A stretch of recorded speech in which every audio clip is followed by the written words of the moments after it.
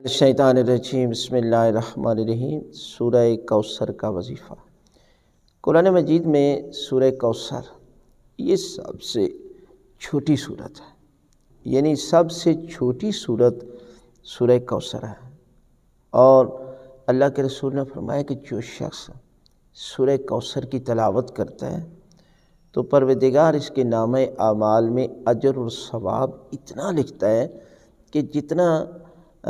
عید الاضحیٰ کے دن جانور ذبح کیے جاتے ہیں نا، اس سے بھی 10 گنا زیادہ اجر جو ہے وہ پروردگار اس کے نامہ اعمال میں لکھتا ہے۔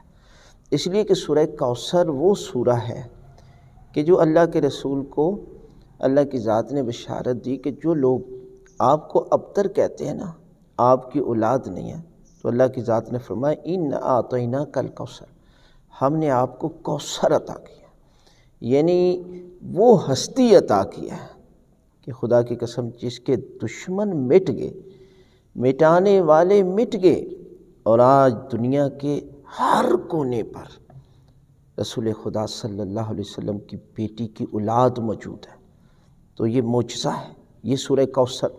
جو فراوانی رزق کا بھی باعث بنتی ہے۔ جس طرح اللہ کی ذات نے آپ کو کثیر اولاد عطا کی، اس طرح کثیر رزق بھی عطا کیا۔ لہٰذا پھر حدیث میں فرمایا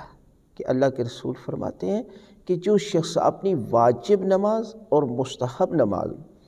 سورہ کوثر کو شامل کرتا ہے تو پروردگار قیامت کے روز اسے جام کوثر سے سیراب کرے گا، یعنی ہر شخص کی تمنا ہے کہ اسے حوض کوثر سے سیراب کیا جائے۔ تو آپ کو چاہیے کہ آپ زیادہ سے زیادہ سورہ کوثر کی تلاوت کریں اور اپنی زندگی کا معمول بنا لیں، تو پروردگار آپ کی گھر میں